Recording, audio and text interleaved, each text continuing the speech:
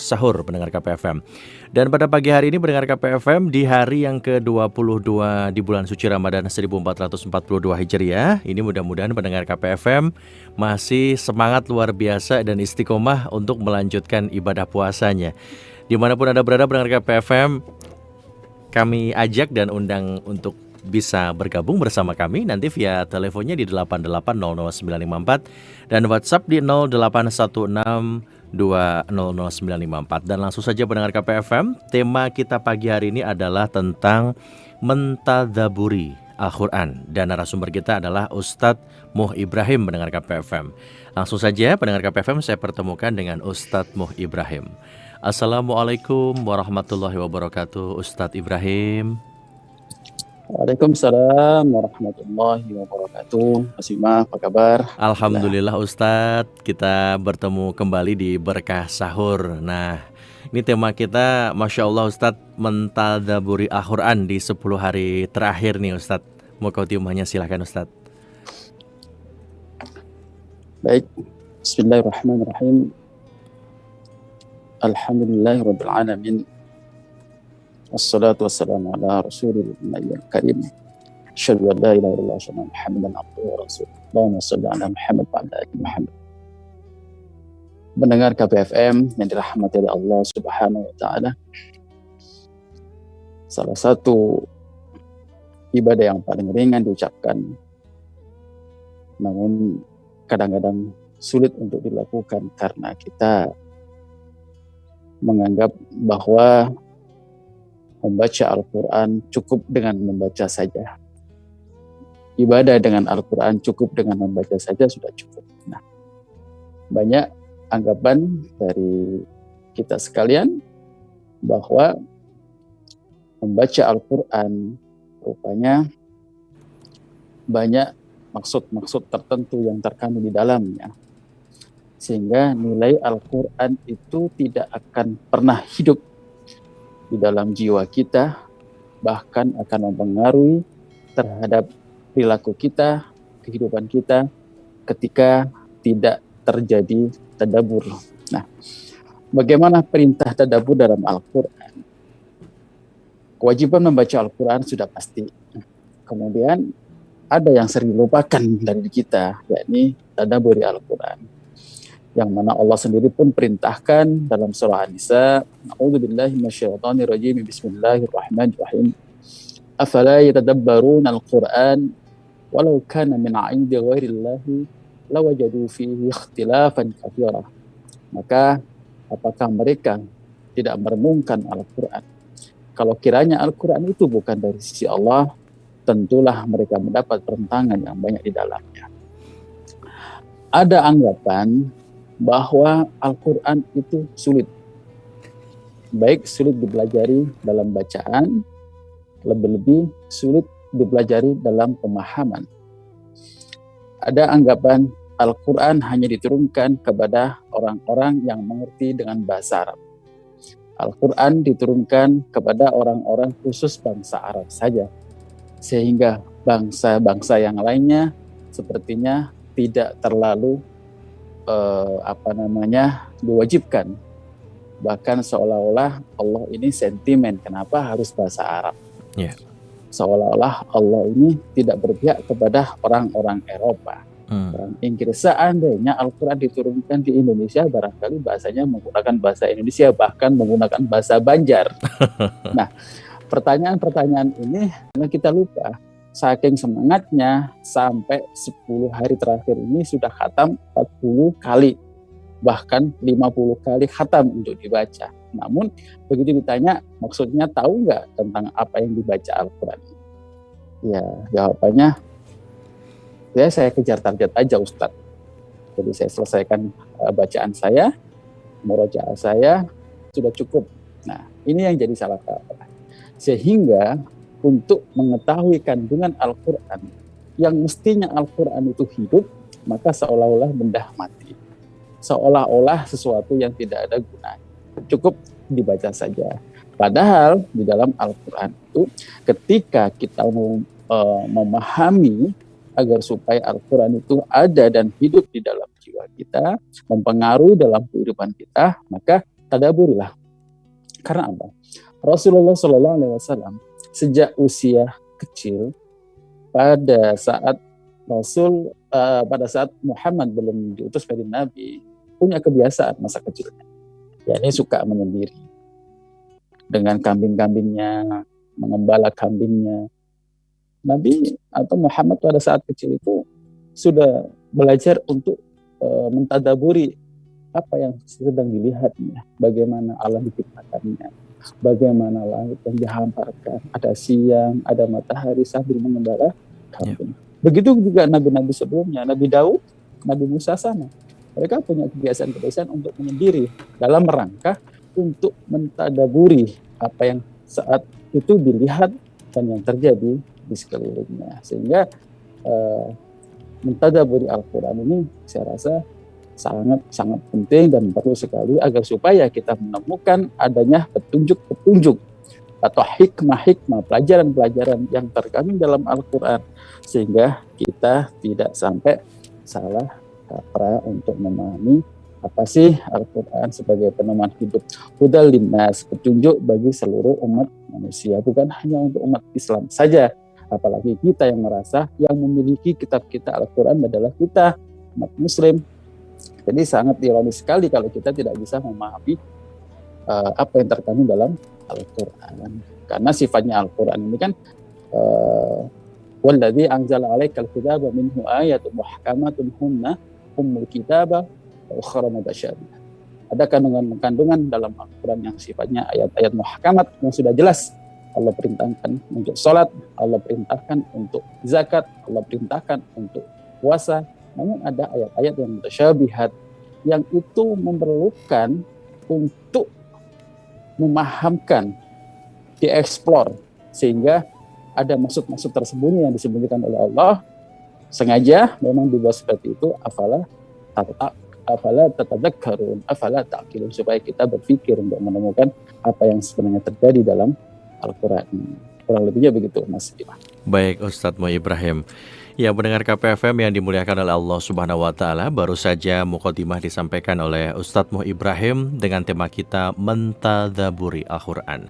Kita akan mendalami lebih dalam lagi pendengar KPFM kajian Islami kita, menemani santap sahur Anda di Berkah Sahur bersama Ustadz Mo Ibrahim. Nanti kami mengundang untuk pendengar KPFM bisa bergabung bersama kami di 0816 200 954 via WhatsApp, silahkan. Dan via teleponnya untuk konsultasi langsung di 88000954. Sesaat lagi Berkah Sahur bersama Ustadz Mo Ibrahim akan kembali sesaat lagi. 954 KPFM.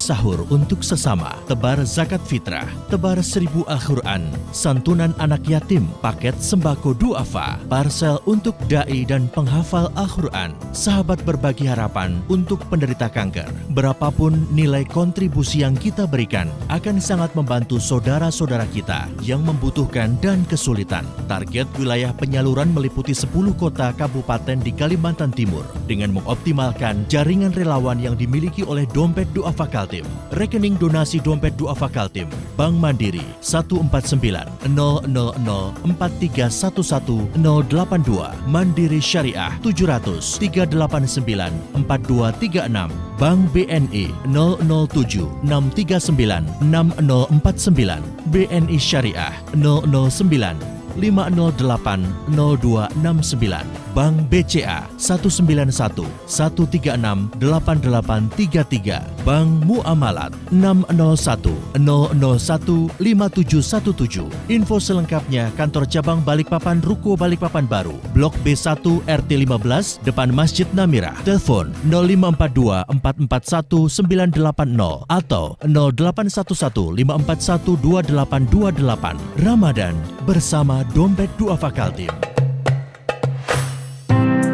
Membuka hari pendengar KP di bulan suci Ramadan, kami suguhkan Mutiara Hikmah. Jika dakwah Islam berpusat di Yathrib, posisi kita semakin terancam. Benar sekali yang engkau katakan.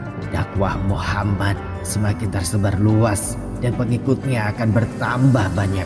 Apalagi mereka memiliki perlindungan kuat dari suku Aus dan suku Khazraj.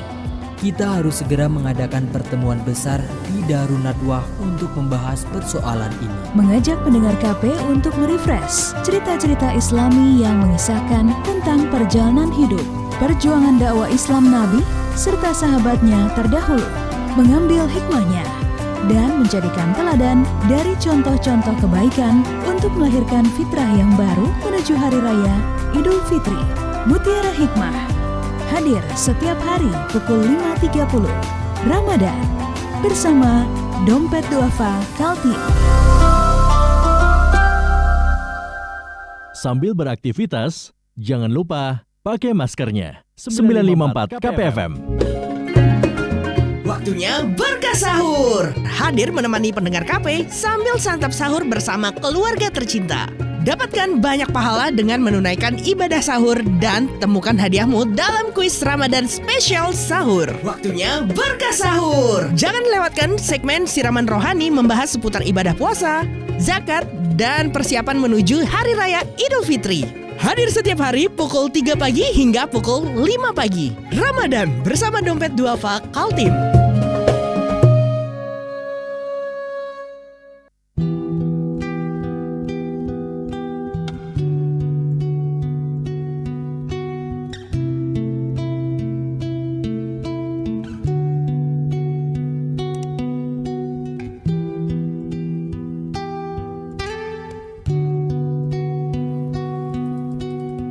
Pendengar KPFM yang dimuliakan oleh Allah Subhanahu wa Ta'ala, kita kembali dalam program Berkah Sahur, persembahan Dompet Duafa Kaltim. Sambil menemani Anda santap sahur, kami mengajak pendengar KPFM untuk bisa bergabung bersama kami ngaji bareng bersama Ustadz Moh Ibrahim dengan tema Mentadaburi Al-Quran. Silakan pendengar KPFM untuk line teleponnya kami buka di 88000954. Baik, Ustadz Moh Ibrahim, ini ada yang sudah bergabung via WhatsApp dari hamba Allah yang menanyakan atas nama Mas Arifin. Ini bertanya, sah tidak jika membaca Al-Quran dengan huruf Latin?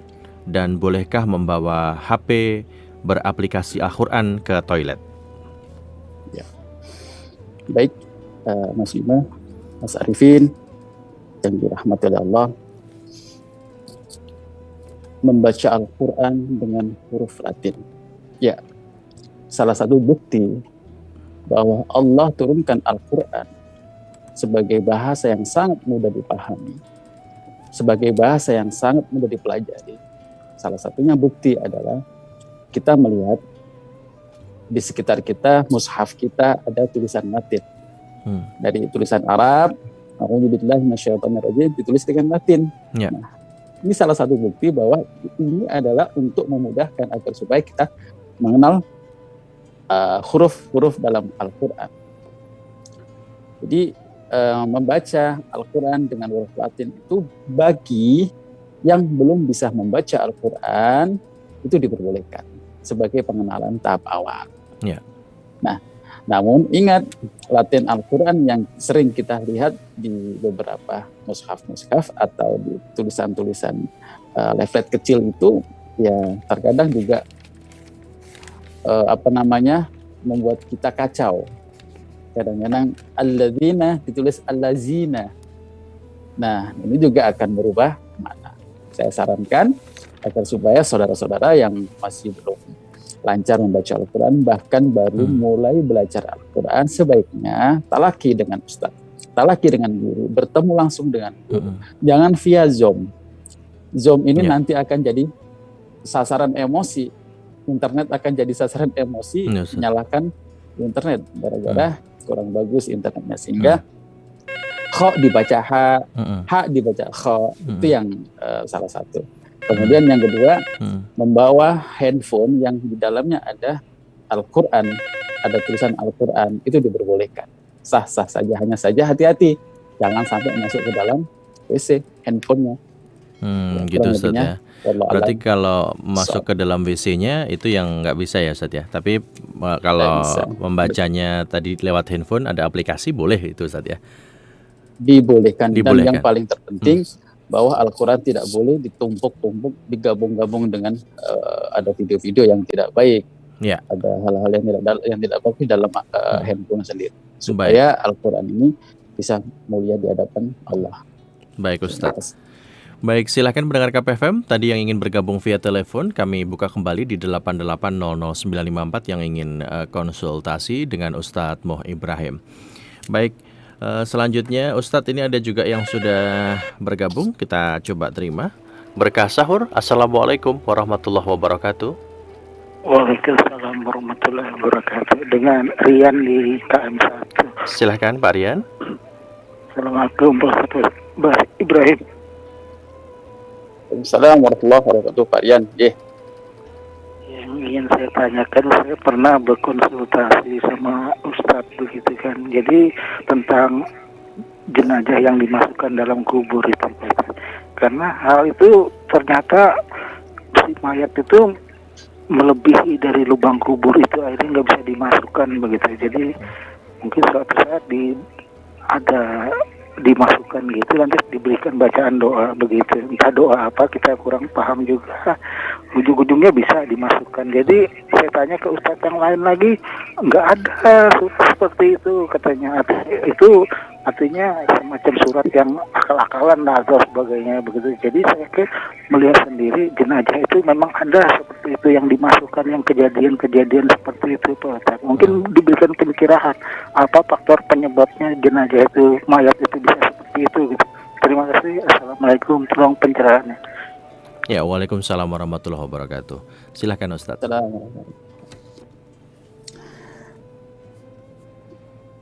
Sampai saat ini saya belum pernah menemukan ada salah satu kaidah atau nas baik yang bersumber dalam Al-Quran maupun Al-Hadis maupun pendapat para ulama.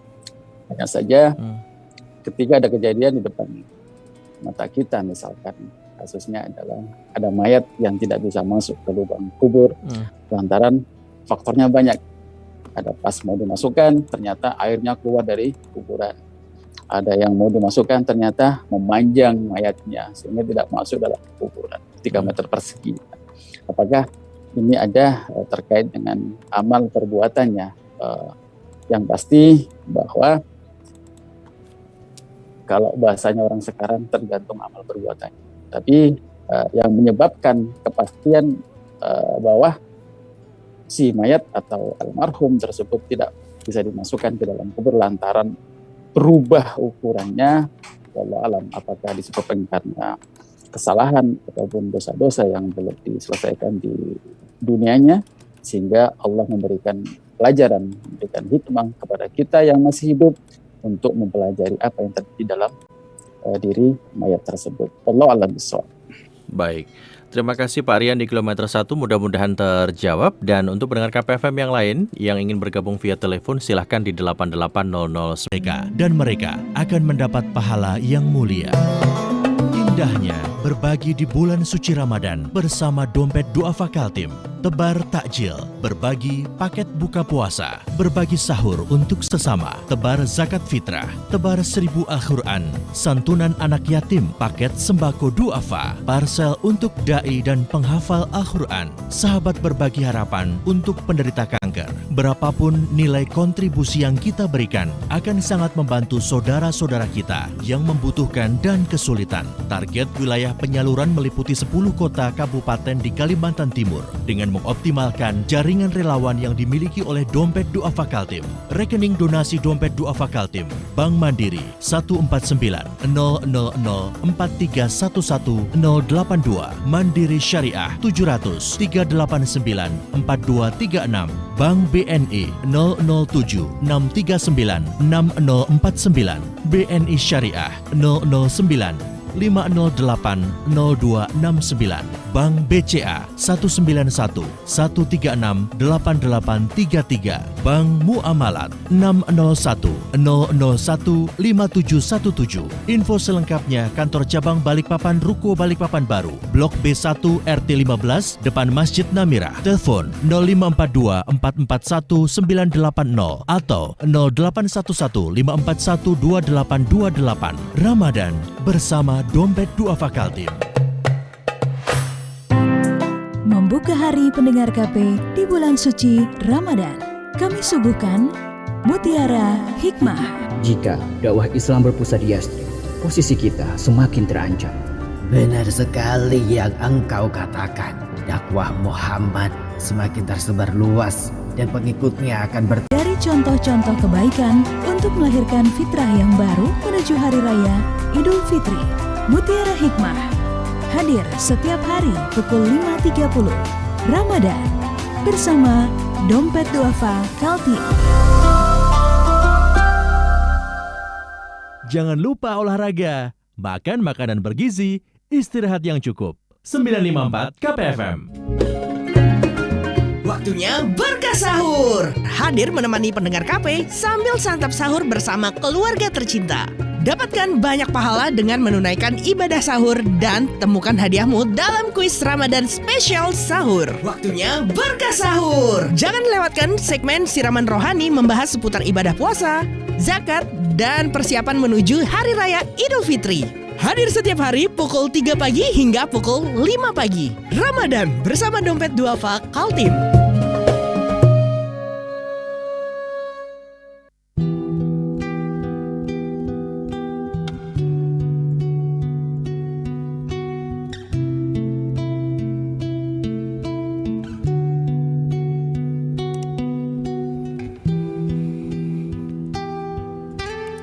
Mendengar KPFM yang dimuliakan oleh Allah Subhanahu wa Ta'ala, selamat santap sahur bersama keluarga tercinta pendengar KPFM. Berkah sahur kembali lagi untuk Anda pendengar. Nah, ini pendengar KPFM di tanggal 22 Ramadan 1442 Hijriah. Ini pendengar KPFM untuk waktu imsyak untuk hari ini jatuh pada pukul 4:40. Kemudian waktu sholat subuh ini jatuh pada pukul 4:50 pendengar KPFM. Waktu imsyak hari ini adalah 4:40. Kemudian waktu sholat subuh ini jatuh pada pukul 4:50 pendengar KPFM. Baik, kita kembali lanjutkan bersama dengan Ustadz Muh Ibrahim berkaitan dengan tema kita yaitu mentadaburi Al-Quran. Baik Ustadz, ini berkaitan dengan mentadaburi Al-Quran. Ini ada pertanyaan kembali yang masuk melalui WhatsApp di 0816200954. Ustadz, manakah yang lebih baik menghatamkan Al-Quran tanpa tahu maknanya atau membaca dengan tahu maknanya tapi tidak khatam selama 1 bulan Ramadan? Dari Mas Nurdin. Baik, terima kasih Mas Nurdin. Semoga Allah muliakan. Ada beberapa ulama yang menyampaikan perihal tentang tadabbur atau merenungi makna-makna daripada Al-Quran. Saking pentingnya, sehingga ada beberapa ulama yang menyampaikan bahwa mentadaburi satu ayat itu lebih baik daripada harus membaca Al-Quran, bahkan menghatamkan Al-Quran lebih dari 10 kali dalam 1 hari. Saking pentingnya mentadaburi, merenungi makna-makna dalam Al-Quran ini, sehingga seolah-olah ketika kita selesai membaca Al-Quran itu seolah-olah sia-sia ketika tidak ada tadabbur, ketika kita tidak memahami apa yang kita baca.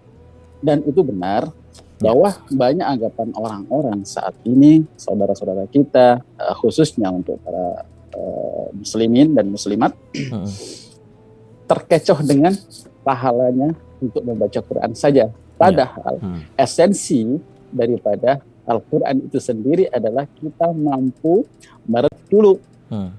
Syukur-syukur kalau memang ada niatan yang kuat agar supaya kita memahami nih petunjuk hudalin nas ini, petunjuk bukunya ini, ya setidaknya ada niatan untuk itu, kemudian ditunjang dengan pelajaran ilmu nahwu shorof, itu lebih bagus. Namun bagi orang-orang atau saudara kita yang di pelosok kampung misalkan, baca Qur'annya bagus-bagus Mas Bima, tetapi begitu ditanya, tahu nggak maksudnya ayat ini? Nggak tahu Ustaz. Yang penting baca saja. Ya, yang paham kan mereka harus pakai bahasa Arab, harus menggunakan ilmu nahwu shorof dan segala. Dan ini terjadi, sehingga saat ini mau nggak mau ini peran tugas seorang ustadz, para asatidz. harus memberikan edukasi kepada saudara kita, baik yang sudah bisa baca Al-Quran dengan lancar, khususnya, dan teman-teman atau saudara kita yang masih belum lancar membaca Al-Quran, maka berilah edukasi agar supaya luangkan waktu dalam 1 bulan, misalkan bulan puasa Ramadan ini. Khatam sudah 3 kali, luangkan waktu 1 hari atau bahkan sisanya untuk membaca terjemahannya. Syukur-syukur kalau ada kitab atau buku-buku tafsir yang dimilikinya. Kalaupun merasa ternyata saya kurang paham nih, maka tanyakan kepada ustadz di sekitar kita. Kurang lebihnya, wallahu a'lam. Baik, terima kasih Mas Nurdin tadi via WhatsApp, mudah-mudahan terjawab. Selanjutnya kita terima penelpon selanjutnya. Berkah sahur. Assalamualaikum warahmatullahi wabarakatuh. Waalaikumsalam warahmatullahi wabarakatuh. Haris Sidarta di Soltek Penajam. Silakan Pak Aris. Baik, pertanyaannya adalah ada sering kita dengar, saya dengar atau kita jilja, kadang-kadang itu benar, tapi di saat baca doa lagi wakin aja benar, misalnya seperti itu. Ini hukumnya seperti apa? Padahal yang beliau yang dimaksud ini orang kesohor biasa dan dia punya murid-murid, santri-santri misalnya, dia bisa mengkader orang menjadi muazin misalnya. Nah, ini seperti apa ini? Bahkan di penyiar radio ternama di Balikpapan juga ada yang seperti itu. Sudah, setahu saya sudah 10 tahun lebih jadi penyiar, tapi tetap saja dia tidak bisa merubah itu ja menjadi za menjadi ja itu. Mohon tinjauannya Pak Ustadz, seperti apa keabsahannya, populer atau sewajarnya dan seterusnya. Makasih. Assalamualaikum warahmatullahi wabarakatuh. Waalaikumsalam warahmatullahi wabarakatuh. Silakan Ustaz. Baik. Salah satu syarat untuk menjadi imam sholat dalam segi bacaan adalah Warattilil Qur'an tartilah, bacaan Al-Quran dengan tartil dan benar, tentunya sesuai dengan kaidah-kaidah tajwid dalam membaca Al-Quran. Nah, yang jadi persoalan, ada imam yang memaksakan dan ada imam yang kurang menyadari dirinya bahwa bacaan yang sering dibaca, khususnya rukun sholat Al-Fatihah ini sering menurut pendengaran kita itu salah. Yang disampaikan Pak Nurdin tadi, zal jadi za, za jadi za. Nah, terkait persoalan itu sebaiknya kita tidak bisa mengalami secara langsung. Bisa jadi bahwa ada persoalan dalam pengucapan frasa kalimat Al-Quran itu sendiri. Kenapa zal berubah jadi za? Kalau orang Betawi bisa jadi dimaklumi. Al-lazi sudah biasa, nggak bisa disuruh zal. Jangankan kita orang Indonesia, orang Asia, orang Ajam Arab sendiri itu berbeda-beda, Mas. Ya, Ustaz. Jadi kalau orang Mesir bisa bilang alladzina kafaru ka, tapi kalau orang orang Maroko kafir berubah jadi jim, alladzina kafaru. Nah, di perbedaan-perbedaan dialika untuk mengucapkan ayat Al-Quran atau huruf Arab ini, saya rasa tidak perlu dipersoalkan. Hanya saja memang sering terjadi di sekitar kita bahwa ada imam yang cara mengucapkan bacaan Qurannya itu selama tidak keluar dari kalimat sebenarnya, saya rasa tidak ada masalah. Hanya saja memang kita sebagai makmum yang lebih mengerti, bahkan lebih paham tentang bacaan itu, ya saya kayaknya kalau kita bisa mengingatkan, kita ingatkan. Kalau tidak bisa, tidak apa-apa. Bahkan saya sendiri menjumpai ihdinas siratal mustaqim itu digabung.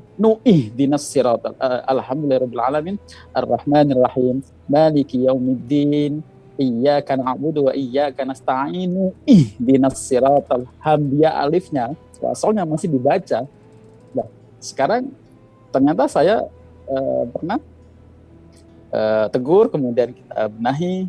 Jawabannya sederhana, Mas Bima. Ya Ustadz. Lah, saya sejak kecil diajari kiai saya mu'ihdinas siroleh, Pak. Dan selanjutnya Ustadz, kita sudah sampai di penghujung kebersamaan kita sebelum jelang waktu sholat subuh. Ini Ustadz, mungkin poin-poin penting berkaitan dengan mentadaburi Al-Quran, dan sekaligus nanti ditutup dengan doa Ustadz. Silahkan.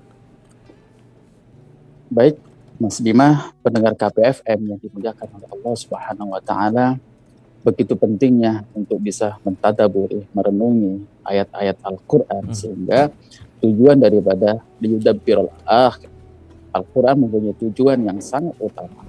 Kita diharapkan oleh Allah menjadi hamba yang betul-betul sesuai dengan harapan, sukses di dunia maupun di akhirat, sehingga Allah sangat-sangat menekankan dalam hal ini agar supaya kita tidak hanya membaca Al-Quran sebagai rutinitas untuk mendapatkan pahala saja, namun ada yang paling penting di sini, esensinya dalam membaca Al-Quran adalah merenungi, mentadaburi apa yang terkandung di dalam Al-Quran, sehingga hal-hal yang terkait dengan kehidupan kita, berkaitan dengan muamalah, berkaitan dengan ibadah, bahkan berkaitan dengan hukum-hukum Allah sendiri, akan terjawab dalam satu buku petunjuk yang sangat agung dan mulia ini, sehingga kita akan menjadikan sa'idud dunya wa sa'idul akhirah, selamat baik dunia dan maupun di akhirat. Walafu minkum, dan mudah-mudahan sedikit yang bisa saya sampaikan bermanfaat bagi kita.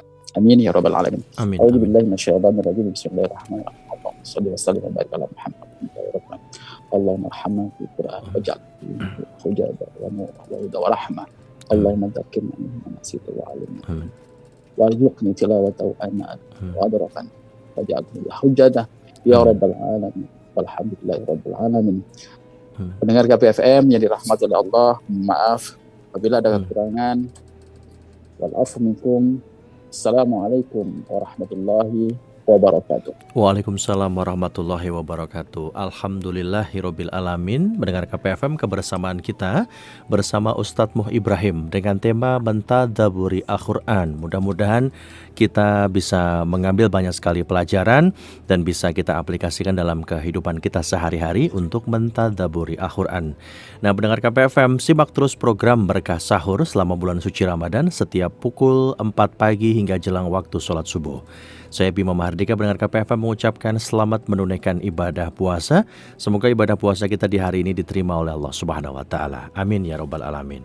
Wabillahi taufik wal hidayah. Wassalamualaikum warahmatullahi wabarakatuh.